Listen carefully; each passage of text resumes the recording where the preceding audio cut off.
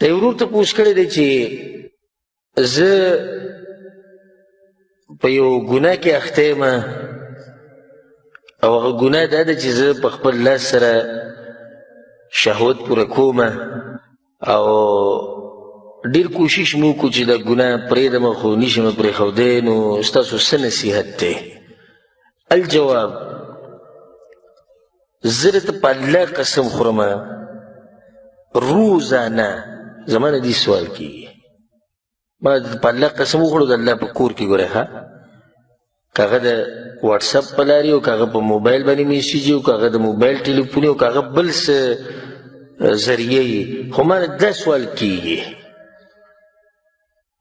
دلیل دی په دې باندې چې دا ګناه عامه شوې ده په هلکانو کې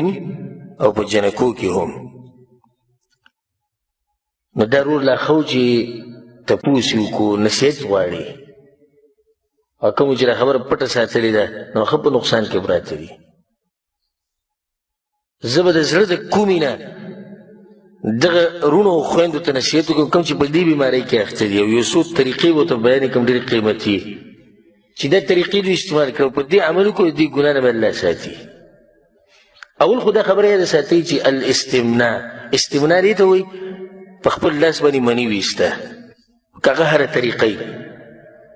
خو د دغه استعمال پکې نه لکه زنانې مخې ته نه هلک نه په خپله ریږي او دغه شان زنانه هم کوي دا حرام دی د قرآن حدیث په رڼا کې الله سبحانه وتعالی په قرآن کې دا خبره کړې ده د مؤمنانو صفت ذکر کړی والذین هم لفروجهم حافظون مؤمنان هغه دي چې خپل عورتونو حفاظت کوي الا علی ازواجهم وملکت ایمانهم مګر دا چې د خپلو ښځو سره که عورت استعمالوي یا د وینځو سره نو بیا خو هېڅ خبره نه فانهم غیر ملومین الله وایي دوی څوک نشي ملامته کولی سړی به چې په دې کې کوم ځای کې دلیل لا دلیل به کشتي که واوره مخکې الله څه وایي فمن ابتغى وراء ذلک نو د دې دوو لارو نه علاوه که چا بله لار ولټوله فاولئک هم العادون دغه ګناهګار دي به دوی د حد نه تېروتې دوه لارې دي الله دې ذکر وکړو یو شهوت پوره کول د خپلې ښځې سره دویم شهوت پوره کول د چا سره د وینځې سره درېیمه لار که هغه لارې په لاس باندې مني وباسي والعیاذ بالله پردې ښځې سره لګیا دی که دی هلک سره شهوت پوره کوي دا ټول په دې کې دننه راغلو دا کار حرام دی حدیث کې هم د عبدالله بن مسعود رضی الله حدیث دی وی چې كنا مع النبي صلى الله عليه وسلم شبابا لا نجد شيئا وی موږ ځوانان هلکانو د رسول خواته به ناست او سره نه و لکه څه مال موږ څه نه و غریبانانو ډېر ځوانان دي چې د رسول په خوا کې به ناست او به غریبانانو او د رسول وسلم یو اوچت انسان د هغه اوچت سوچ د ملګرو حال احوال به معلومول تپوس به یې کوو تا واده کړی دی نه دی کړی کله به کې د رسول صم دا حرص دی چې دی د ګناهونو نه بچ شي او دی حق پرست عالم د هغه هم دا طریقه وي ځکه چې د عالم د امتیانو لپاره داسې لکه پلار د بچو خیال ساتي نو رسول وسلم موږ ته بیا نصیحت وکړو چې یا معشر الشباب من استطاع الباء فلیتزوج تاسو کې څوک واده کولی شي نو ګوره واده وکړئ د سترګو حفاظت به مو وشي د عورت به مو وشي او که څوک یې نشي کولی نو روجې دې نیسي یو سړی به چې ته د حدیث ته خو وایي چې په لاس باندې شهوت پوره کول او په خپل شهوت پوره کول حرام دي دلیل دې په ده خو نو په دې کوم ځای کې دي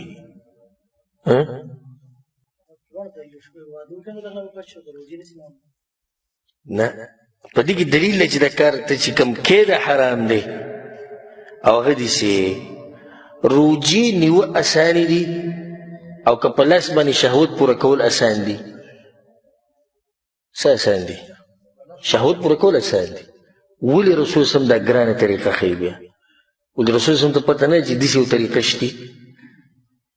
پته ده ورته که نه پته نه یې ښیي او ښه اسانه طریقه ده خو وی نه وي چې تاسو کې څوک واده نشي کولی هغه خیر دی ځه ځان له خپل شهوت پوره کوي داسې ونه وي وایي چې نشي کولی یو روجې نیسه که نه دلیل دی په دې باندې چې دغه کار حرام دی د هغې نه بعد بیا راځو یو څو نصیحتونه هغه دې وروڼو او خویندو ته کوم چې په دې کار کې اخته دي اولنی نصیحت یا اولنی طریقه د دې ګناه نه د بچ کېدو هغه ده د الله سبحانه وتعالی نه یره او دا سوچ چې الله ما ویني، الله زما اوري، د الله په مخ کې زه څنګه کار وکړم. دا کار چې څوک کوي که هغه هلک دی او که جنۍ ده خو د چا په مخ کې نه کوي. ګورئ چا په مخ کې کوي نیکي، مطلب چې د خلکو ډېر قدر کوي او چې کله ځان له یوازې شي بیا یې کوي نو د الله قدر او تعظیم د ده په زړه کې نه وي. ناولنې خبره دا ده د الله نه یره او په زړه کې ستا دا وي. که توبه وي سته غواړئ که نه، زه ټولو دغه وروڼو او خویندو ته کوم چې په دې ګناه کې اخته دي، که توبه وي سته غواړئ نو اولنۍ خبره دا ده چې ته په زړه کې دا ساتې چې دا کار زه د دې لپاره پرېږدم چې الله نه چېرته ناراضه نه شي، ځکه چې الله خو معیني. نو دویم کار به دا وکړي، دویمه طریقه بلکل په میخ لګول غواړي چې دا ګناه بیا ونه کړي، واده وکړه. دا ټول اوچته طریقه ده، واده وکړه او دا قیسې پرېږده، دا قیسې پرېږده چې په خپو ودرېږي او په خپو ودرېږي. بل زما د یو عالم تقریر اورېدو او په دې مسله باندې بحث کوو، ما سره والد صاحب هم ناست و، هغه ته مې هم بیا وښو. ما ګوره د عالم څومره قیمتي خبره وکړه. هغه عالم دا خبره کوله، وی موږ مخکې څنګه وي، موږ مخکې دا قیسې کولې چې په خپو ودرېږي په خپو ودرېږي. هلک به وایي د 15-16 کالو مور پلار به له جنۍ راوسته، داسې وه که نه وه؟ همدقه شان وه. نو بیا هغه ووایي نتیجې څومره مزداره وه. ټول عمر له بیا د جنۍ د دې هلک د مور پلار قدر او احترام کوو، ځکه چې راوستې چا ده؟ هغوی راوستې وه. اوس وایي دوی لګیا هلک نه دی ولاړ، هلک 13 کالو چې 15 خپلې پیسې وګټي ځان له واده وکړي، نو بیا چې هغه چې دغه خواښې چې د انګور ته داسې کار وي هغه له کېږه هلک په خپله واده کړی او د هلک هم مور پلار ته په نړۍ دغه خبره ږدي چې ما خپل واده په خپله کړی. دغه یو قیمتي فایده ذکر کړه چې کله به د جنۍ به د مور پلار راوسته، نو د جنۍ به بیا د مور پلار د خپل خواښې څخه ډېر قدر او احترام کو او د پلار به هم ډېر قدر او احترام کو چې د جنۍ دوی ما راوستې ده. اوس هر سړی په خپله لار دی، په خپله مرضۍ واده وکړي، بیا هغه جنۍ هغه خواښې څخه دوی لرې کېږي، هغه په خپله واده کړی، تاسو له پکې روپۍ ورکړې ده. دغه یو ناشنا فایده ذکر کړه. په ټیم ما دغه بیان اورېدو، خبره مې دې پورې کوو چې واده وکړو دا قیسې پرېږدئ چې په خپو ودرېږو او په خپو ودرېږو. الله به دې مالداره کړي. داسې طریقه روانه کړه که نه، چې طریقه روانه کړه. دغه غم خادیانې که کې دا کومې چې زموږ په معاشره کې دي نو بیا خو په 20 کالو کې هم نشي کولی، خو که ساده ونې کې واده کوي او د رسول صلی په طریقه نو واده ښه په اسانۍ سره کېږي. بله ده مور پلار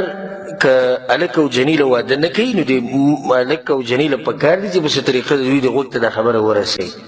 چې موږ واده کوو. په دې باندې هغوی نه ګناهګارېږي، بلکې په دې ګناهګارېږي چې په ګناهونو کې پراته دي او څه وایي نه. او مور پلار له پکار چې د الله نه ویرېږي، د الله نه زه دې مور پلار ته وایم والله العظیم په الله د قسم خورم د الله په کور کې چې زموږ ځوانان هلکان او جنکۍ ګوره تباه و برباد شو. دا موبایل ورسره په جیب کې جنکو تصویرانو دا غلط کارونه کوي، د جنکو سره دا موبایل پرتې د هلکانو د تصویران ګوري دا غلط کارونه کوي. او موږ ځان داسې کړی چې دا تعلیم یافته دی او دا ښه دی او ده له موبایل والا او ده له پلانې والا او علانې والا. د هر څه نه مخکې د دې حفاظت داسې وکړه چې واده وله وکړه. نو د دویمه طریقه شوه. درېیمه طریقه دا شوه دا کوم سوچونه او فکرونه چې تا ته راځي، دا کوم سوچونه او فکرونه چې تا ته راځي دا څه کړه، دا ختم کړه. لکه اوس یو سړی دی چې د شپې وده کېږي نو شیطان ورته لازم د جنۍ سوچ راولي چې جنۍ وي او داسې وي او دغه، او جنۍ وایي چې هلک وي او داسې وي او دغه. زه به دا خبرې صفا کوم چې ځکه چې دا مسله عامه شوې ده او زه یې پټه وساتم بل یې پټه وساتي، دوی څوک پوه کوي؟ مور پلار یې پوه کوي نه. نو دې سوچونو کې چې ته پروت یې بیا به دا کار کوې، خو په ځان باندې د سوچونو دا دروازه څه کړه، دا بند کړه. دغه طرف ته قطعا سوچ مه کوه. دا 3 خبرې شو. 4مه خبره نظر خپل کوز ساته، د نظر حفاظت. ځکه چې اولنی غشی چې هغه د فحاشۍ طرف ته ځي هغه دا سترګې دي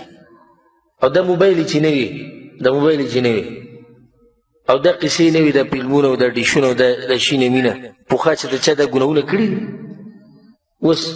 د 8 کالو ماشوم چې کور ته راننوځي ته به یېرېږي چې دی په څه پوه دی او که نه دی پوه. خور او ورور چې د یو بل سره لوبې کوي نو ستا به پرې نظري، ځکه چې اکثر دا دغه وګوري، دا ویډیوګانې د شینه مینه وګوري، هغه بیا تطبیق کوي، هغه شان کارونه بیا کوي. دا ولې یو څو ورځې مخکې په پنجاب کې د 7 کالو جنۍ سره زیاتی وشو،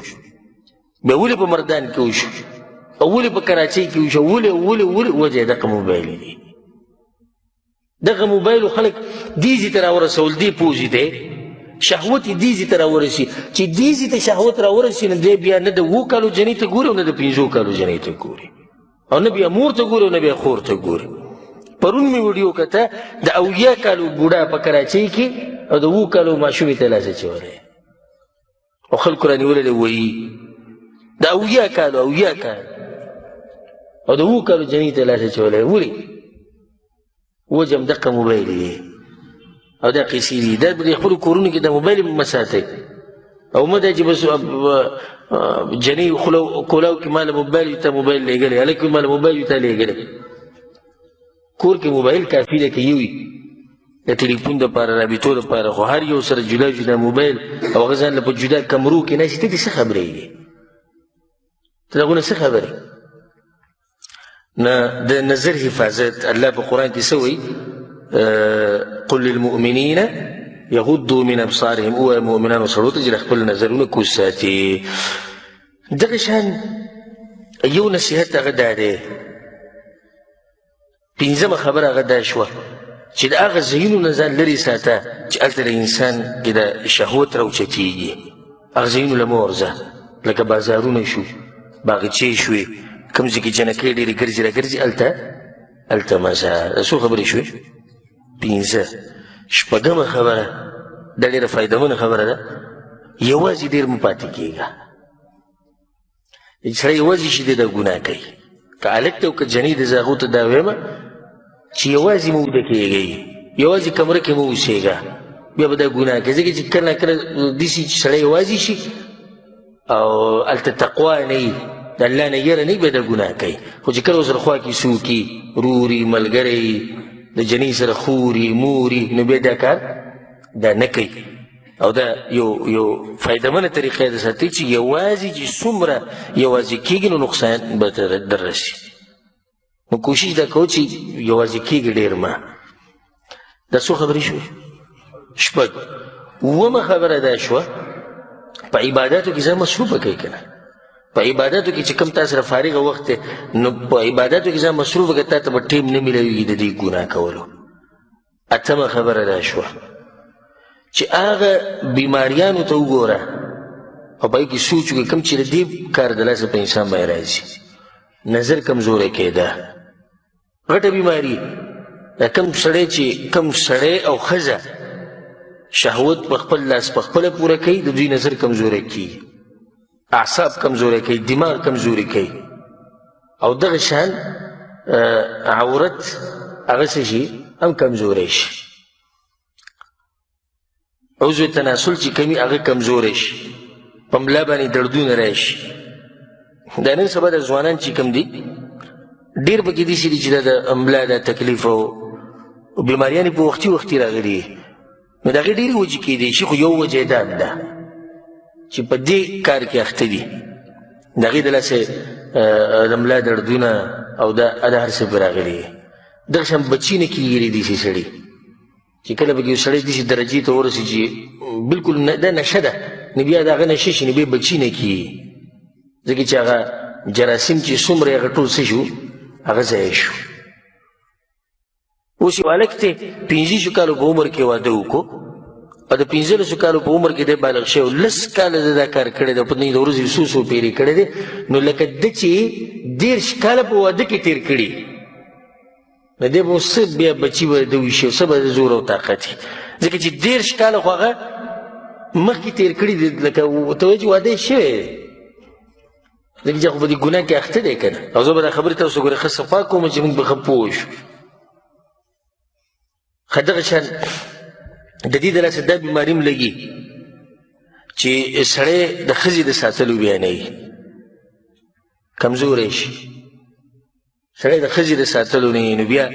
ښځه چېرته د فحاشۍ لر ځان له بیا لټوي، والعیاذ بالله. او دی وشرمېږي په دنیا کې هم او په آخرت کې هم. دغه شان دې ته پکې سوچ پکار دی چې څومره تکلیف تا ته میلاویږي دا په مخه لامبلو سره. جمع به وي تکلیف به وي دته بیمار بیا به ملام به د خلکو په مخ کې اکثر خلک پې شکیان شي چې ځي کې میلمه یا خپل مشران د ټولو خبرو ته سوچ پکار دی چې دې دلاسې بیماري دې دلاسې دماغ کمزوري کي حافظه کمزوري کي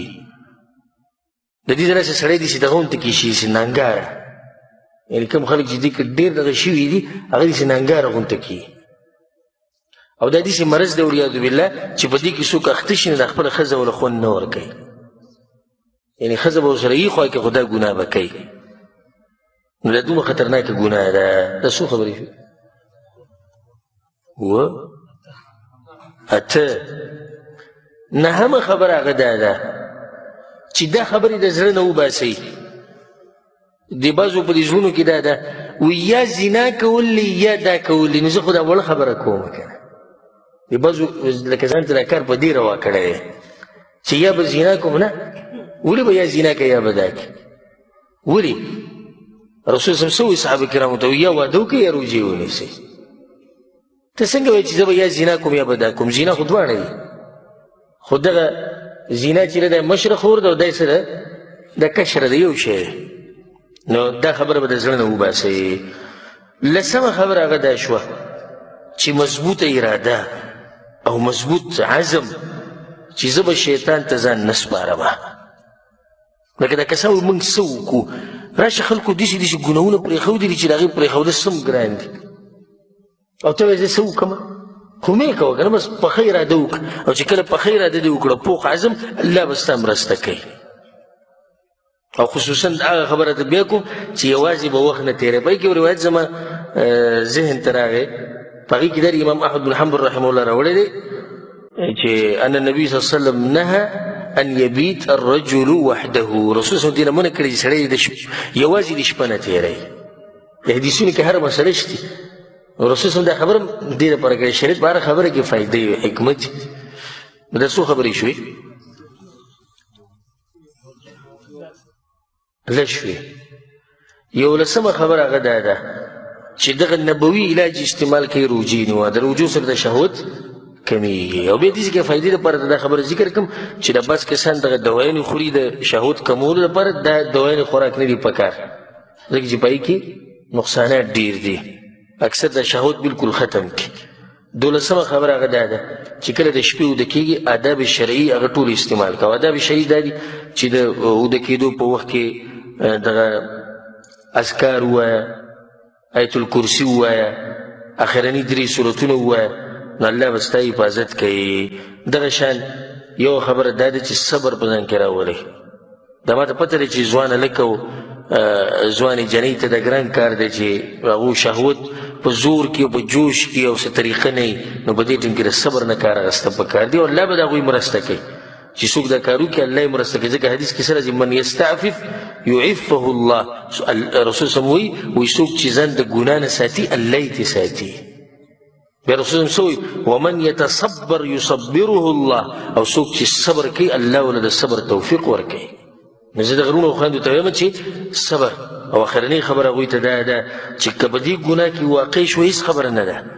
انسان نه ګناه کي د توبې دروازه کولاو ده الله ته واپس رجوع کوي یو نوی ژوند شروع کوي او خصوصا دا خبره ساتئ چې دعاګانې ډېرې غواړئ الله ته عاجزي وکړئ الله ته په سجده کې ووایه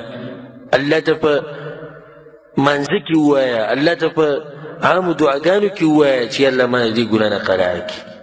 الله به دباندې رحم وکړي او الله د چا محنت او کوشش هغه نه ضایع کوي والله اعلم